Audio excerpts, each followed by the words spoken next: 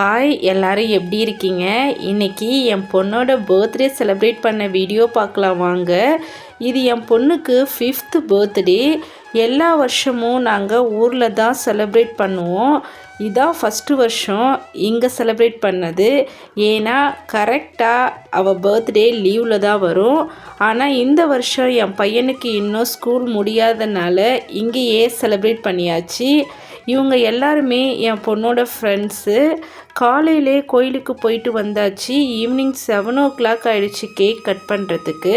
இன்றைக்கி நான் டின்னருக்கு ghee rice with chicken gravy தான் பண்ணேன்.